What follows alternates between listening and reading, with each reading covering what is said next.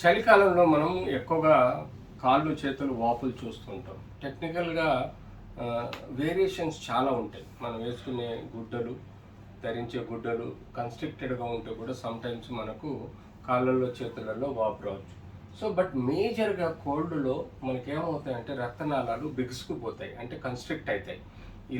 ఇలా రక్తనాళం ఉంటే ఇలా బిగుసుకుపోతది. అది న్యాచురల్‌గా వెదర్ తోటి constriction of the blood vessels అవుతుంది. ఎప్పుడైతే కన్‌స్ట్రిక్షన్ అవుతుందో వాల్యూమ్ బ్లడ్ ఏదైతే సర్క్యులేషన్‌లో ఉండాల్సిందో అది ఉండదు. వాల్యూమ్ బ్లడ్ ఎప్పుడైతే సర్క్యులేషన్‌లో ఉండదో దాంతోటి రిటెన్షన్ ఆఫ్ వాటర్ అంటే ఇంట్రాసెల్యులర్ ఏదైతే కణంలో ఉండే వాటర్ ఏదైతే ఉంటుందో అది ప్రాపర్‌గా బ్లడ్ ద్వారా సర్క్యులేట్ పైకి కాకపోతే అది ఎక్స్ట్రా సెల్యులర్గా అంటే కణంకి బయట వచ్చి స్కిన్కి లోపల ఒక వాపుగా తయారైపోయి మనం పాదాలు చేతులలో వాపు వచ్చే ప్రమాదం ఉంటుంది.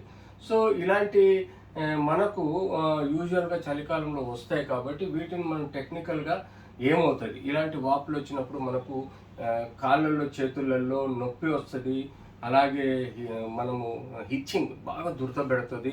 అంతేకాకుండా మనం నొక్కితే బంపు పడుతుంది. అంటే మనకు లోపలికి ఒత్తుకపోవడం జరుగుతుంది. ఇలాంటి ఎప్పుడైతే మనం వేలు పెట్టి కాలు చేతు వాపు మీద నొక్కినామో ఎప్పుడైతే నొక్కినప్పుడు కింది వరకు నొక్కినప్పుడు అది అలానే ఉండిపోతే ఆ నొక్కు అలాగే ఉండిపోతే వేలు తీసేసిన తర్వాత కూడా దాన్ని వాపుగా పరిగణిస్తాం. ఎప్పుడైతే నొక్కి తీసేసిన తర్వాత అది రిబౌన్స్ వస్తుంది అంటే స్కిన్ బ్యాక్ వస్తుందో దాన్ని మనం ప్రాబబ్లీ ఫ్యాట్గా భావించడం జరుగుతుంది. ఈ ఎడిమ అంటే కాళ్ళల్లో చేతులు వచ్చే వాపుకున్న ఫ్యాట్కు తేడా అనేది మనం ఇలా తెలుసుకోవాల్సిన అవసరం ఉంది. దీనికి మనకు చెప్పుకున్నట్టుగా పూర్ సర్క్యులేషన్ అంటే చలికాలంలో కన్స్ట్రిక్షన్ అవటం వల్ల సర్క్యులేషన్ బాగా ఉండకపోవటం వల్ల దానివల్ల మనకు వస్తుంది. ఎప్పుడైతే సర్క్యులేషన్ ఎక్కువగా ఉండదో మనకు బాడీలో intracellular fluid extra cellular fluid కలిసి వాపుగా తయారైపోయి మనకు ప్రాబ్లమ్స్ వస్తాయి. కాకుండా మనకు చిల్ బ్లైండ్స్ అంటే మనకు స్కిన్ ఎర్రగా అవడం, అలాగే దురద రావడం, స్వెల్లింగ్ బంప్స్ రావడం, ఫింగర్స్ టోసు అవి ఎక్కువగా వాపు చెందడం, ఆ వాపు వల్ల ఇరిటేషన్ రావడం, నొప్పి రావడం జరుగుతుంది. అంతేకాకుండా మెడికల్ కండిషన్స్ మనం చూడగలిగితే లివర్ డిసీజెస్లో, హార్ట్ ప్రాబ్లమ్స్లలో కూడా ఇలాంటి కిడ్నీ ప్రాబ్లమ్స్లలో కూడా అంటే కిడ్నీ లివర్ హార్ట్ ప్రాబ్లమ్స్లలో కూడా ఇలాంటి రిటెన్షన్ ఆఫ్ ఫ్లూయిడ్ కూడా మనము బాడీలో చూస్తాం కాబట్టి కాళ్ళు చేతులు వాపులు వస్తాయి. అంతేకాకుండా వెరికోజ్ వెయిన్స్ మనకు కింది నుంచి రక్తం పైకి తోయడానికి మన రక్తనాళాలలో వాల్వ్స్ ఉంటాయి.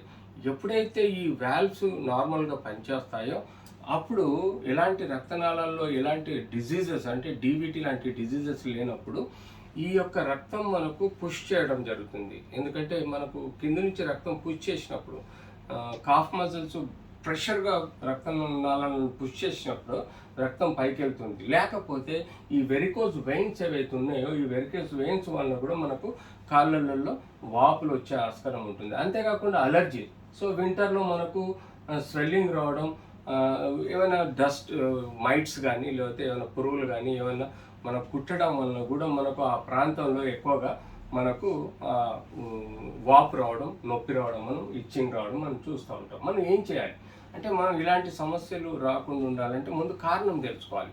రక్తనాళాల ప్రాబ్లం ఏ ఏరియాలో అయితే మీకు వాపు రిటెన్షన్ ఉందో ఎడిమ అంటాము దానికి కారణం ఆ రక్తనాళాలు వెయిన్స్ ప్రాపర్గా పనిచేస్తున్నాయా లేదా, ఎక్కడన్నా బ్లాక్స్ ఉన్నాయా, లేకపోతే ఎక్కడన్నా డీబీటీ ఉందా, ఎక్కడన్నా రక్తనాళాలు బ్లాక్ ఉన్నాయా అనేది మనం చూసుకోవాలి. అంటే వాళ్ళకి మనం మంచి హైడ్రేషన్ ఎక్కువగా ఫ్లూయిడ్ ఎక్కువగా ఇస్తూ ఉంటే ప్రెషర్ పెరిగి మనకు క్లియరెన్స్ అయ్యే ఆస్కారం ఉంటుంది.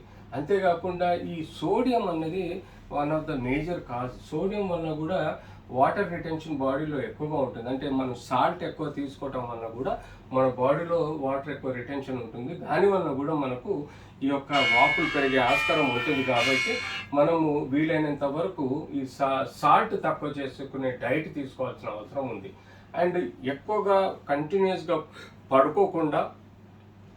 పడుకున్నా కూడా కాళ్ళు చేతులు ఆడియడం, లేకపోతే వాటికి సంబంధించిన కొన్ని